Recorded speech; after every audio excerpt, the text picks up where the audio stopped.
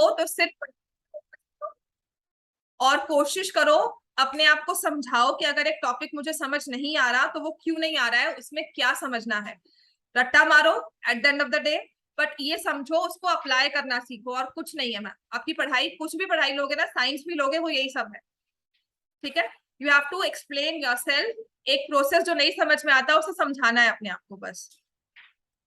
ठीक है, जैसे मूवी अच्छी लगती है तो बार बार देखते हो, नहीं समझ में आती तो कोई सस्पेंस होती है तो फिर दोबारा से देखते हो, फिर दोबारा से देखते हो। ऐसे ही आपकी स्टडीज भी होती है, एक प्रोसेस होता है, वन डे रिजल्ट कभी नहीं होता किसी चीज का।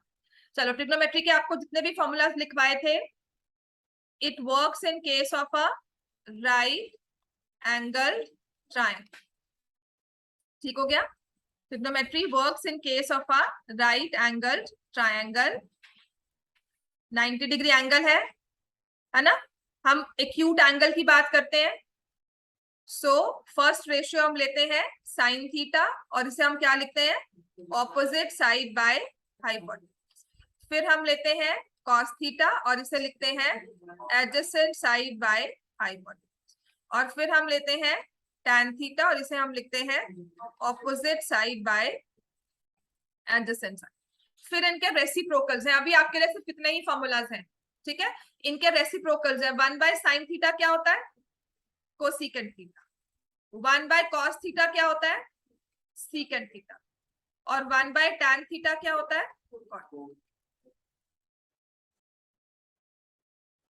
क्लियर हो गया?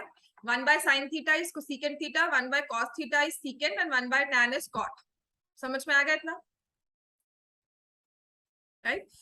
अब इसके बाद हमें, मैंने आपको एक्सरसाइज 8.1 सिर्फ एक क्वेश्चन और एक एग्जांपल आपका छुड़वा दिया था कि वो सिमिलर ट्रायंगल्स के बाद होगा। सीरियसली अभी नहीं करने का फायदा, उसको हमें करना भी नहीं है। अभी हमारे पास है, आपने क्वेश्चन नंबर 9 तक कर लिया था क्लास में, क्वेश्चन नंबर 10, क्योंकि ये हमारा एग्जाम्पल 5 जैसा है इसलिए मैं करवा रही हूँ। क्वेश्चन नंबर 10, अगर मुझे 3 मार्क्स में एक लंबा क्वेश्चन देना है तो मैं ये दूंगी, plus in due course of time अभी के लिए मैं आपको कोऑर्डिनेट के एक्स्ट्रा क्वेश्चंस भी शेयर करूंगी, वर्कशीट बनाकर। जितने भी एक्स्ट्रा क्वेश्चंस डिफिकल्ट वाले भी हो सकते हैं वो भी मैं शेयर कर दूंगी। सो इन, हाँ जी बेटा, ठीक। क्वेश्चन नंबर 10 ड्रॉ करो तब तक, which says in right angle, in triangle PQR, right angle at Q, PR plus QR is equal to 25 centimetre. अब देखो एग्जांपल 5 में आपको डिफरेंस ऑफ टू साइड्स दिया था, यहाँ पे सम ऑफ टू साइड्स दिया है। तो करना क्या है? Let PR equals to x centimetre, therefore QR क्या हो जाएगा? 25 माइनस x सेंटीमीटर। समझ में आ गया? PR x सेंटीमीटर है, QR हो जाएगा 25 minus x centimetre, and PQ is 5 centimetre. चलो करो इसे सॉल्व। अब तो समझ में आता है हमें। अब नेक्स्ट इसके आगे, ऋषा, अंबिका, आशवी, अर्जुन, हरगुन, गुरशान, आरुष ऑनलाइन। अगर बाय चांस बारिश हो जाती है, मैं फिर कार से आऊंगा ट्यूशन, तो अगर कोई ड्रॉप करने वाले तो ऑनलाइन कर सकता हूँ? ऑनलाइन टेस्ट ऑनलाइन कैसे दोगे? तरन नहीं आया, टेस्ट देना ही है बाय ऑनलाइन। हर्षिता, नहीं बेटा, बहुत बुक के क्वेश्चंस है, सारा बुक है, 20 मार्क्स का टेस्ट है, बुक के क्वेश्चंस है। कोई बात नहीं, उसके वही क्वेश्चंस कर लेना। वंशिका, आरव भी नहीं आया, आरव क्यों नहीं आया? साकेत, कन्वर, रियान, दामिर, तन्मय,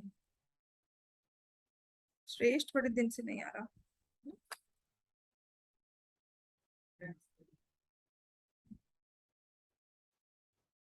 अब इसमें क्या अप्लाई करोगे आप?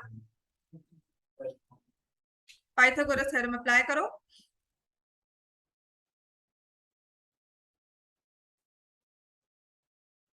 इन triangle PQR by Pythagoras theorem, PQ square plus QR square is equal to PR square.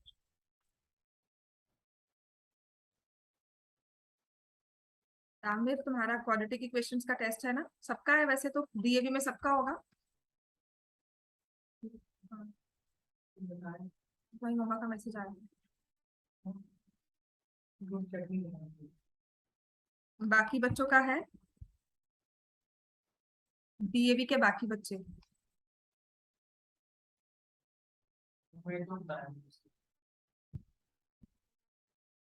Fifty X is equal to 30। तो आपकी साइड आ गई है hypotenuse 13 centimetre and base as 12 centimetre. अब इसके बाद हमें क्या करना है, हमें क्या है, determine the values of sine P, cos P and tan P. Sine P, P पर खड़े हो जाओ और पूछो साइन रेशियो किसकी लेता है, हाँ जी, ऑपोजिट बाय हाइपोटेन्यूज। तो क्या आ जाएगा 12/13। कॉस पी क्या होगा,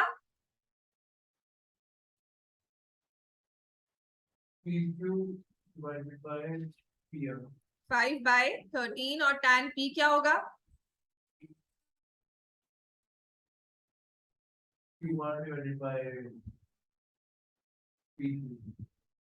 समझ में आ गया सबको, ये इजी क्वेश्चन थे। चलो नेक्स्ट स्टार्ट करो आप।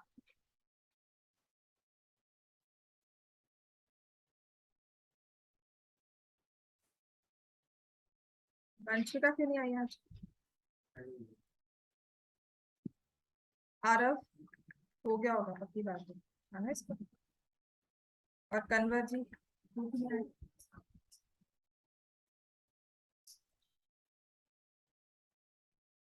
चलो नेक्स्ट हमारे पास है question number 11 which is little important, concept wise हमारा इंपॉर्टेंट क्वेश्चन हो जाता है समझने के लिए। हमारा क्वेश्चन नंबर 11, आई होप बाकी इसके क्वेश्चंस आप सबने कर लिए होंगे, इनिशियल के जो मैंने आपको होमवर्क भी दिए थे करने के लिए, ठीक है।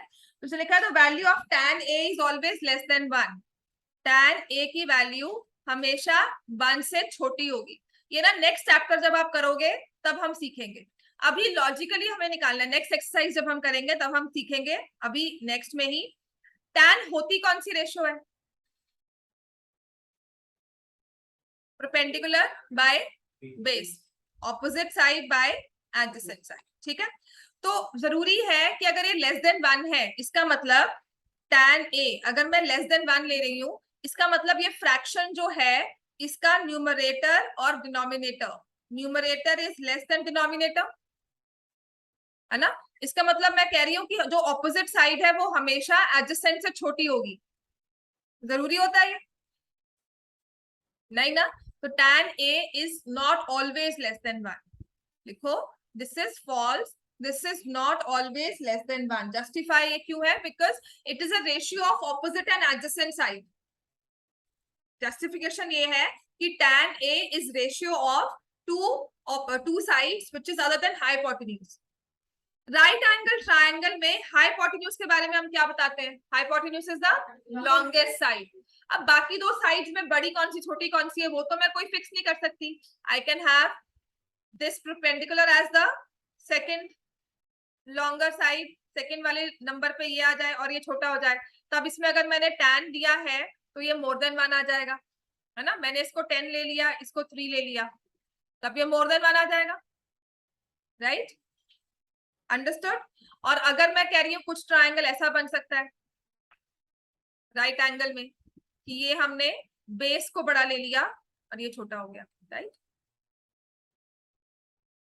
तब ये लेस देन 1 हो जाएगा। तो tan की ratio, it's a ratio of two opposite two sides of the triangle other than hypotenuse which can be, which is not specified which one is bigger which one is smaller, so it can be both more than 1 less than 1। समझ में आ गया, ठीक है। तो first one आपका false है।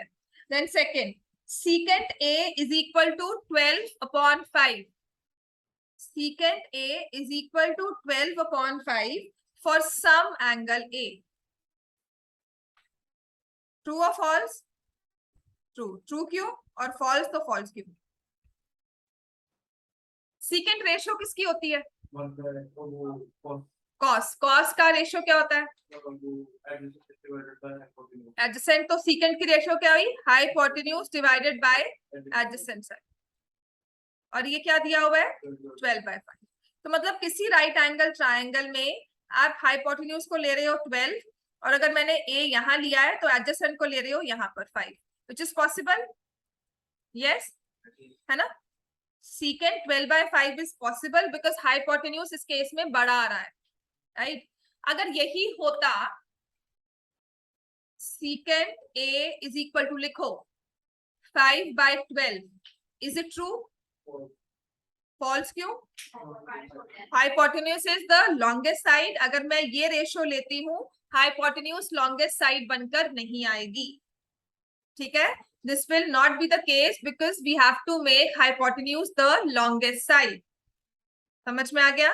तो secant जो वैल्यू होती है वो हमेशा मोर देन 1 होती है। सीकेंट कोई भी रेशियो होगी और इसके साथ ही कौन सी आती है, कोसीकेंट। इसमें भी हाइपोटेन्यूज क्या है इन द न्यूमरेटर, तो secant and cosecant they are always more than 1।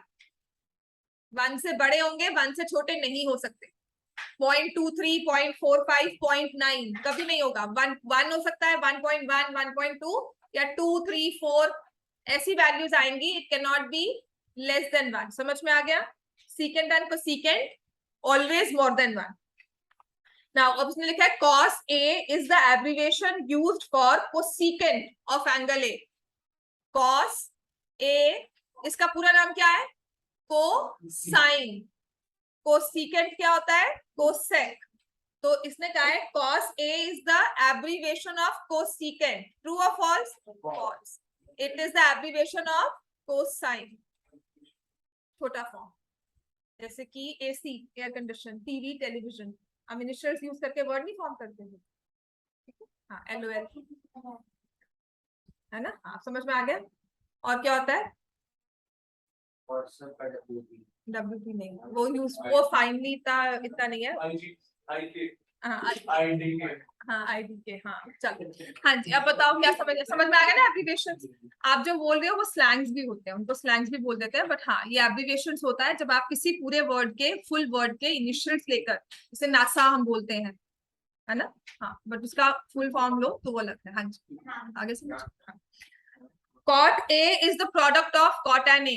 ये तो मैंने आपको इनिशियल बताया था। Cot A, is it the product of cot multiplied by A? No, क्योंकि हम इसे कैसे पढ़ते हैं, with respect to A what is the ratio of cot, ठीक है।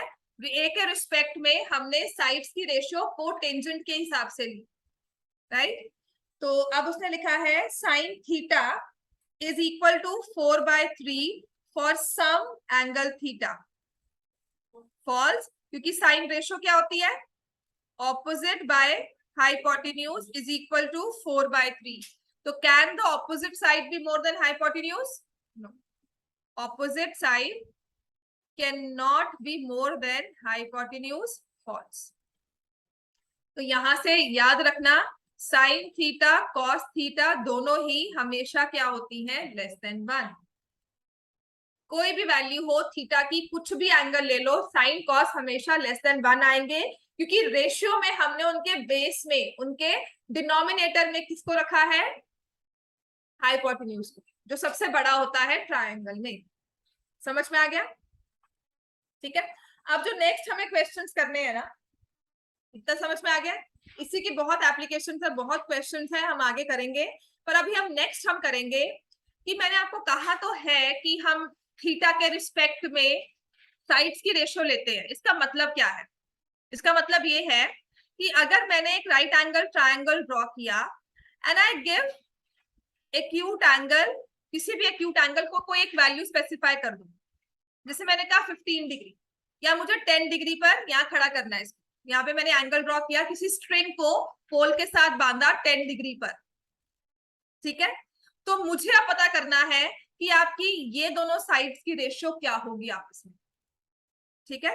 जिसका मतलब ये भी है कि अगर मैं कल इस BC को थोड़ा सा बड़ा कर दूं, आपका एंगल जो है वो 10 डिग्री का ही हो, तो ये जो कॉरेस्पॉन्डिंग साइड है ये कितनी बड़ी हो जाएगी। समझ में आ गया, आपकी जो परपेंडिकुलर वाली साइड है वो भी बड़ी हो जाएगी। मैंने BC को बड़ा किया, एंगल मुझे 10 का ही लेकर आना है, तो अब ये जाकर यहां नहीं मिलेगा, इसे थोड़ा सा और एक्सटेंड करना पड़ेगा, ठीक होगी बात ये। इस बात को समझ लेना, ये सिमिलर ट्रायंगल्स में भी हम स्टडी करेंगे. What I'm next talking about in exercise 8.2 is, हमने कहा ट्रिग्नोमेट्री वर्क करती है राइट एंगल ट्रायंगल में, और उसमें हम लेते हैं साइड्स की ratio with respect to some angle. ठीक है, इसका मतलब क्या है कि अगर मैंने कहा ये 10 डिग्री है और बेस को दे दिया 5 सेंटीमीटर लेंथ या 5 मीटर की लेंथ, तो हमारी AB की लेंथ कितनी होगी? मैं एंगल मेजर नहीं करूंगी, पर मुझे पता होगा अगर AB की लेंथ और वो थीटा 10 डिग्री देता है, आपस में रेशियो साइड्स की.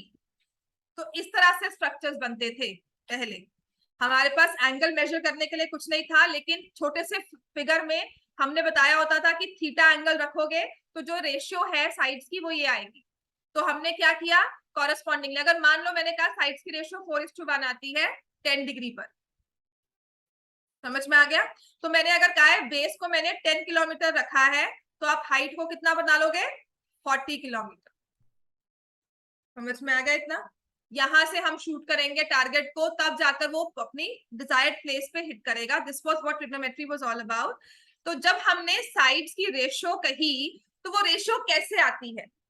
ठीक है, तो इसके लिए ना हमारे पास कुछ स्टैंडर्ड एंगल वैल्यूज हैं. अब हम लिखेंगे टी रेशियोज.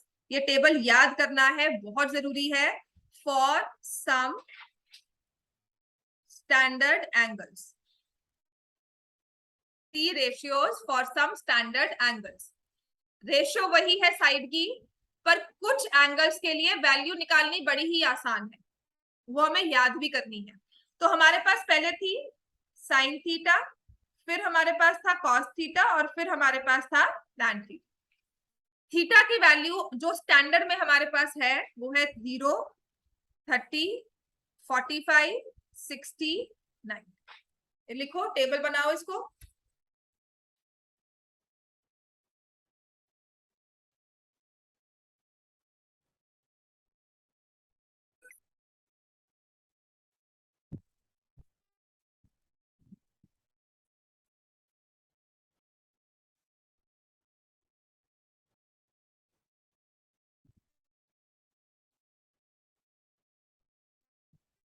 इस टेबल को याद करने का वे क्या है वो भी मैं सिखा दूंगी. पेपर में पता क्या करना है, क्योंकि आपके कॉम्प्लीमेंट्री एंगल्स ना डिलीट हो चुके हैं, एक्सरसाइज 8.3 डिलीट हो गई है ना, तो इस वजह से ये वाले क्वेश्चंस ना वैल्यू वाले बहुत इंपॉर्टेंट है. ये आएगा ही आएगा पेपर में. ठीक है, और इसमें ना अगर वैल्यू गलत डाल दी, पूरा क्वेश्चन गलत है. तो हमें वैल्यू को याद कैसे करना है? ये कहता है कि अगर साइन 0 डिग्री होगा तो साइड्स की रेशियो क्या होगी? साइन 30 होगा, कि अगर मैंने किसी ट्रायंगल में इस एंगल को 30 डिग्री बनाया है, तो इन दो साइड्स में या तीनों साइड्स में क्या रेशियो होती है. ठीक है, तो इसके लिए हम क्या करते हैं, टेबल कैसे याद करना है? तुम्हें क्या करना है, 0, 1, 2, 3, 4 लिखना है. कितनी वैल्यूज है हमें स्टार्ट करनी है? 0, 1, 2, 3, 4. समझ में आ गया? अब सबसे बड़ा नंबर 4 था, इन सबको डिवाइड कर दो 4 से. समझ में आ गया इतना? मैं थोड़ा साइड पे करके लिख रही हूँ इसको, because I will fill in my boxes.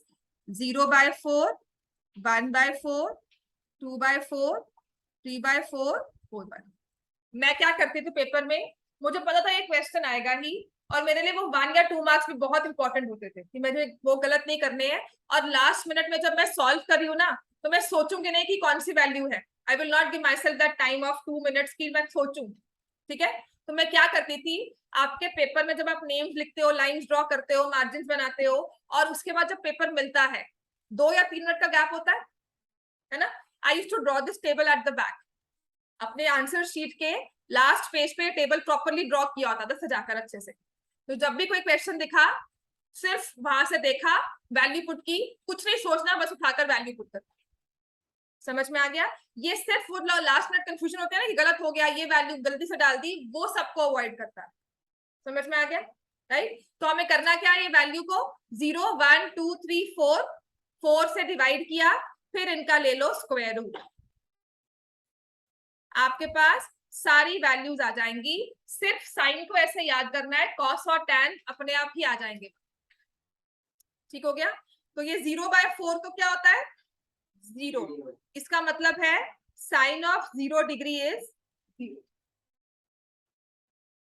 समझ में आ गया? अब मैं इसको विद डायग्राम भी सिखाऊंगी। साइन 30 1/4 का स्क्वायर रूट लोगे तो क्या आएगा? हाफ 1/2। इसका मतलब है साइन 30 इज हाफ। जब 30 डिग्री एंगल होगा ना तो हमारी ऑपोजिट साइड और हाइपोटेन्यूज का रिलेशनशिप हाफ का होगा। समझ में आ गया? 2/4 क्या होता है?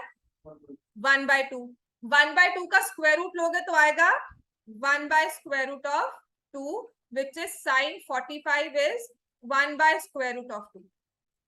साइन 60 हो जाता है √3/2 और 4/4 1 tan 90 इज 1।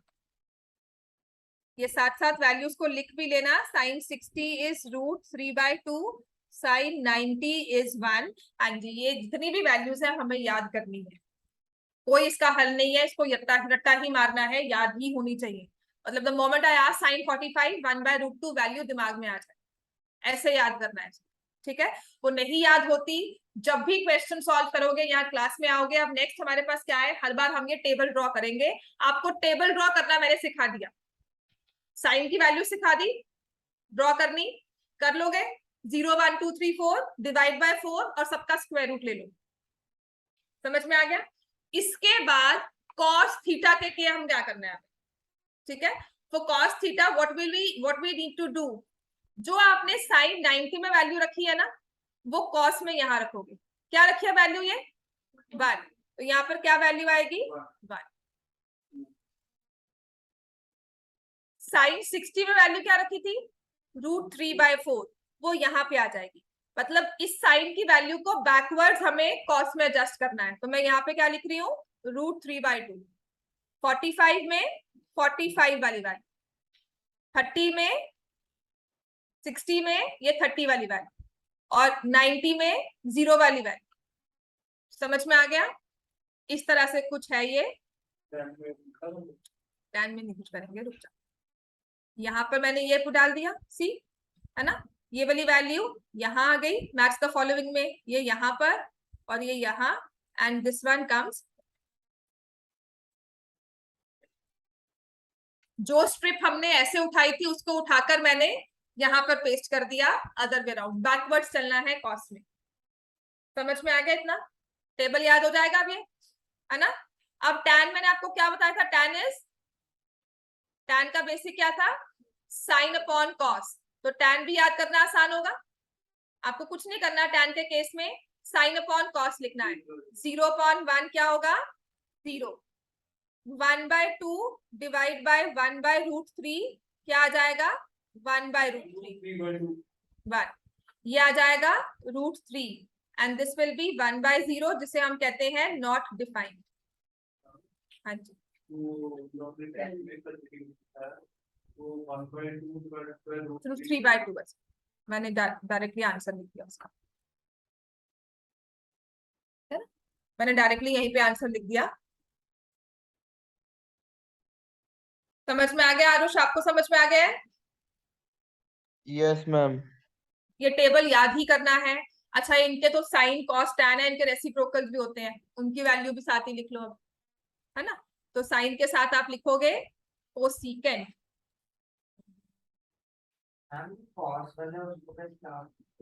बेटा साइन को याद रख लिया, बस कॉस की वैल्यू ये उठाकर यहाँ लिखनी है, ये उठाकर यहाँ, ये उठाकर यहाँ, ये उठाकर यहाँ, ये उठाकर यहाँ।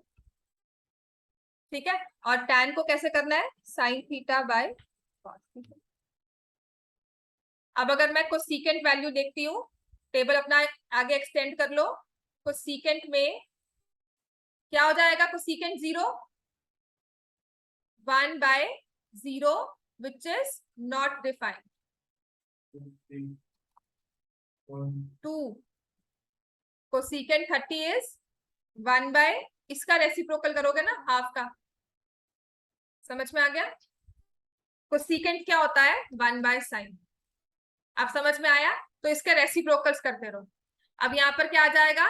√2, इसका रेसिप्रोकल करोगे 2/√3 और ये हो जाएगा 1/1 विच इज 1। ठीक है, ऐसे ही हमें लेना है cos थीटा, तो ये आ जाएगा सीकेंट थीटा। सीकेंट थीटा किसका रेसिप्रोकल है? 1/cos। तो जो cos की वैल्यूज है उसको कर दो रेसिप्रोकल में, 1/1 विच इज 1। cos थीटा ये आ जाएगा 2/√3 30 डिग्री में, 45 में √2, और यहाँ पर 2 एंड 1/0 जिसे आप लिखते हो नॉट डिफाइंड, इनफाइनाइट लिख देते हैं infinity, but it's not defined. 1/0 को नॉट डिफाइंड क्यों कहते हैं पता है? इसका रीजन क्या देते हैं इसको? किसी भी नंबर को अगर 0 से डिवाइड करेंगे तो 0 ही आता रहेगा, तो एकदम आंसर मिलेगा।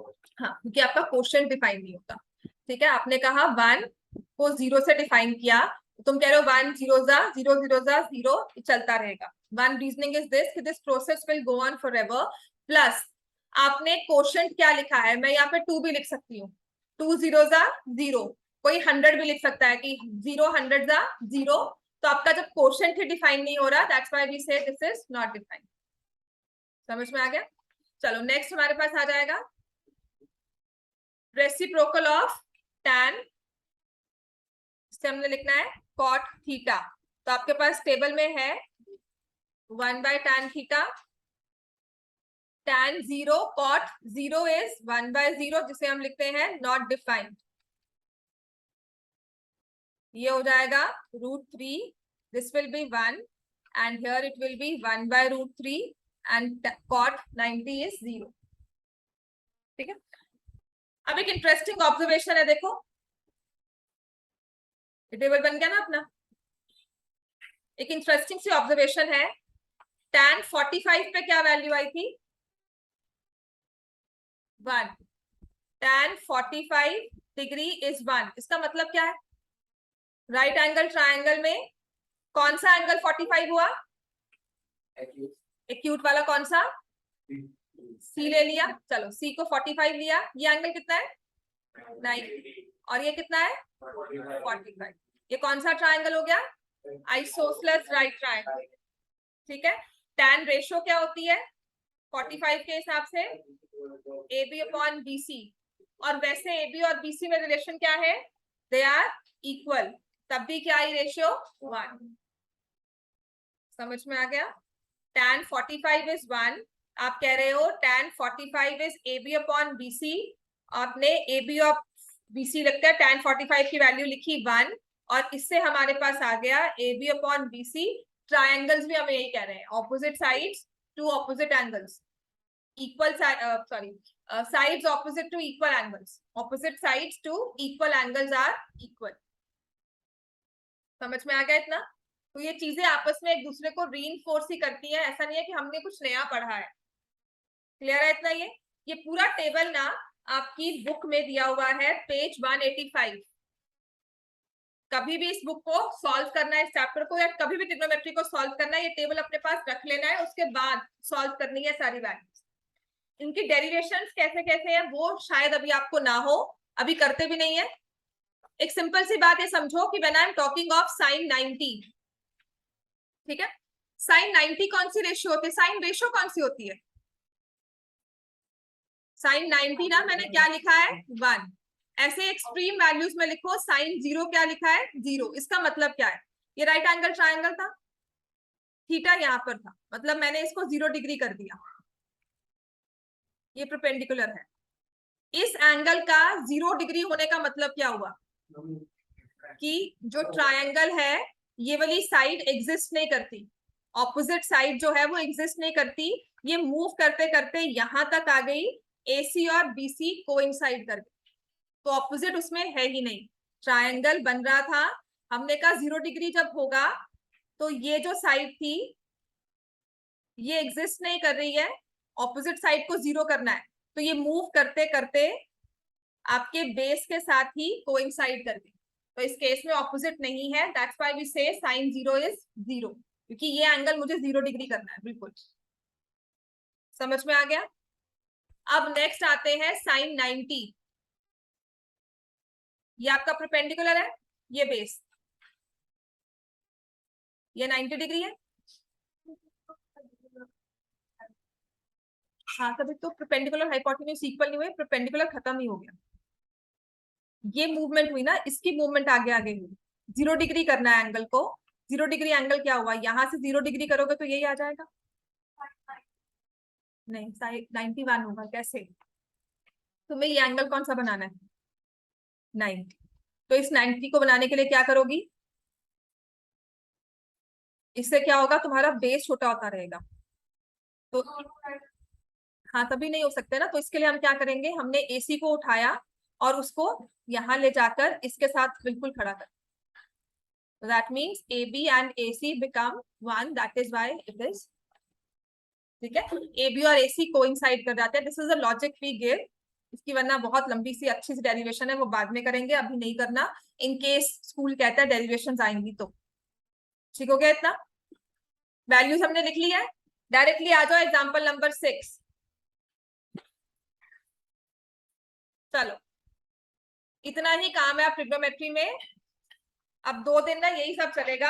आपके वैल्यूज वाले क्वेश्चन भी बहुत सारे करवाऊंगी जिसमें वैल्यूज पुट करनी है, आंसर निकालने हैं। मैम आप ये प्रैक्टिस सेशन रखोगे ना कि स्टार्ट करना?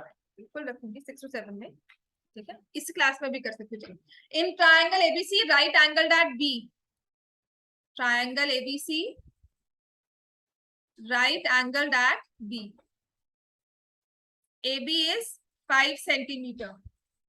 Angle ACB is 30 degree. Determine the length of side BC and AC. अच्छा, यहाँ पे ना नोट कर लो, ट्रिग्नोमेट्री में एक राइट एंगल ट्रायंगल दिया होता है, एक एंगल दिया होगा और एक साइड की लेंथ दी होगी। उस पूरे ट्रायंगल के बारे में बता सकते हो, उसकी सारी साइड, उसके सारे एंगल्स। ट्रिग्नोमेट्री में सिर्फ एक एंगल और एक साइड की लेंथ दी होनी चाहिए, उस ट्रायंगल के बारे में आप सब कुछ निकाल सकते हो। समझ में आ गया? राइट। तो एक एंगल दिया हुआ है मुझे 30 डिग्री और एक साइड दी हुई है 5 सेंटीमीटर। उसने कहा है बीसी और एसी की लेंथ निकाल। पाइथागोरस अप्लाई कर सकते हैं? नहीं। ये वाला एंगल निकल सकता है हद से हद, ये कितना होगा? समझ में आ गया? If this angle is 30 degree, हमारा एंगल ए कितना हो जाएगा? 60 डिग्री। Are we clear? है ना? At the maximum I can find this. अब ट्रिग्नोमेट्री कैसे यूज करना है? इन ट्रायंगल एबीसी मुझे साइड ए बी दी हुई है, 30 के रिस्पेक्ट में this is the opposite side. तो मैं क्या यूज करती हूँ? sin 30 is equal to opposite side by hypotenuse. क्या आ जाएगा ये? A B upon A C. समझ में आ गया? हाँ, कोई भी तीनों साइड्स निकालनी है ना, तो इसलिए मैंने पहले साइन ले लिया। Another reason to use sine is because sine 30 की वैल्यू क्या होती है? 1/2। बड़ी इजी वैल्यू है, वो भी ले सकते हो। Sine 30 is 1/2। तो A B upon A C is 1/2। A B कितना है? 5। ए सी हमें निकालना है और ये रेशो क्या आ गई? 1/2। तो ए सी की लेंथ कितनी आ जाएगी? क्रॉस में मल्टीप्लाई करोगे तो 10 centimetre. AC will be equal to 10 centimetre. समझ में आ गया इतना हमें? राइट। अब आते हैं BC की लेंथ निकालनी है, तो कॉस यूज करो चाहे tan यूज करो, आपको सिर्फ जो एंगल ले रहे हो उसकी वैल्यू ठीक से लेनी है। तो मैं ले रही हूँ cos 30 डिग्री। 9th के बच्चों, अच्छा जो कल बात हुई थी आपकी, हाँ बैठ जाओ, अभी 10th क्लास चल रही है। Another 7 minutes. cos 30 डिग्री हम लेंगे। cos 30 की रेशो क्या होगी? Adjacent side by hypotenuse. Adjacent side 30 के रिस्पेक्ट में कौन सी है? BC। और हाइपोटेन्यूज अभी हमने निकाला है AC। cos 30 रेशो क्या होती है? √3/2 BC अपॉन AC। सो √3/2 BC की लेंथ मुझे निकालनी है। AC की लेंथ कितनी दे दी है? 10, पीछे जैसे निकाली हुई, राइट। तो BC will be equal to 5√3 centimetre. This is how we use trigonometry to find the sides of the triangle. समझ में आ गया इतना?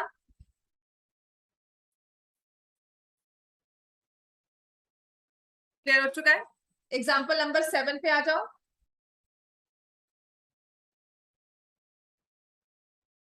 कितना सिलेबस किया हुआ है डीपीएस में आपने? 4 लाइंस और equations of straight line. 6 chapter करवा दिया, लाइंस एंड एंगल्स।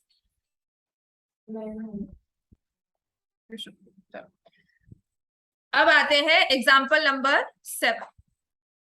ठीक है, एग्जाम्पल 7 में दिया है in triangle P Q R right angle at Q, P Q is 3, P R is 6।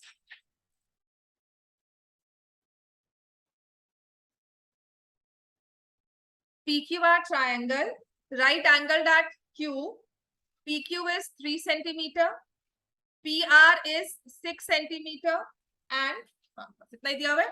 and करें determine angle QPR, ये वाला एंगल निकालना है, and QRP, ये वाला एंगल निकालना है ना। अब देखो एक दी हुई है 3 सेंटीमीटर और 6 सेंटीमीटर, तो इन ट्रायंगल PQR इसको छोड़कर, इस वाले एंगल को छोड़कर कोई भी एक एंगल ले लो, आई टेक आर। आर के साथ मैं रेशियो फॉर्म कर रही हूं साइन। साइन आर क्या होता है? Opposite side by hypotenuse. So what is opposite side? P Q. What is hypotenuse? P R. तो sine R is equal to 3/6। हाँ जी, अब टेबल में देखेंगे कि साइन ना 1/2 कब बनता है। ठीक है, जहां पर आपने टेबल लिखा हुआ है वहां पर आप चेक करोगे। सी माय टेबल, यहाँ पर है कहीं। मैंने 1/2 साइन में 30 पे लिखा था, तो मैं क्या करूंगी अब?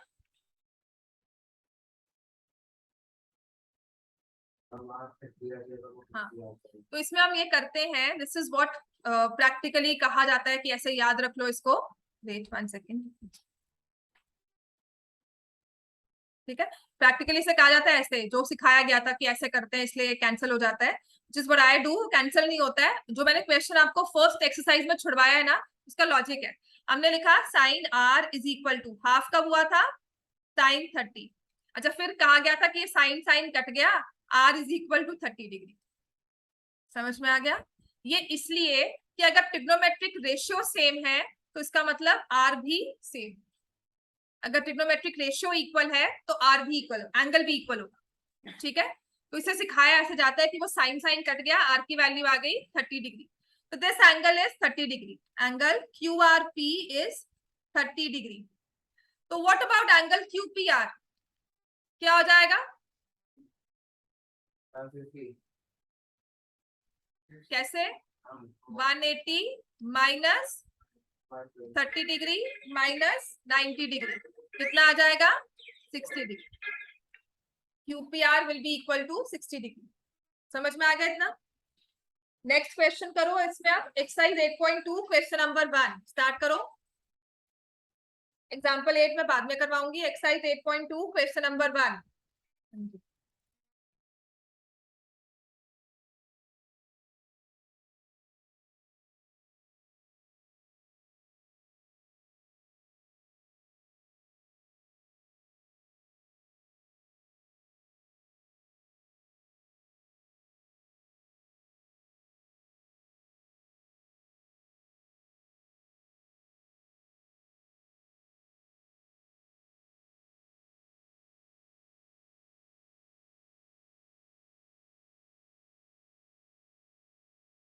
ठीक है, तो साथ वाले पार्क में प्लीज अपने एक्टिवा से पार्क कर लिया करो।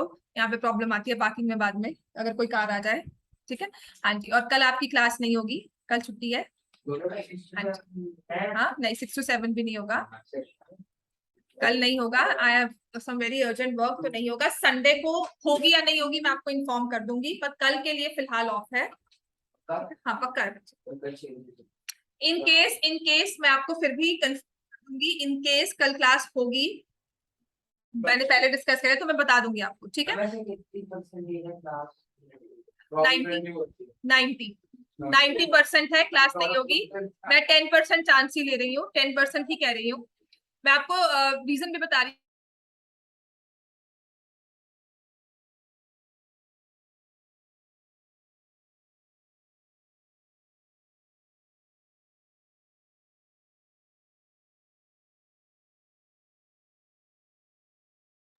चलो evaluate the following. A part sin 60 cos 30 degree plus sin 30 degree cos 60 degree. इसमें कुछ नहीं करना, आपको वैल्यूज पुट करनी है. जल्दी करो सॉल्व. हो गया? Sin 60, हाँ जी, sin 60 कितना होता है? √3/2 and cos 30 is √3/2. sin 30 is 1/2, cos 60 is 1/2. तो ये 3/4 plus 1/4, this will be 4/4 which is 1. ठीक है, चलो जाओ.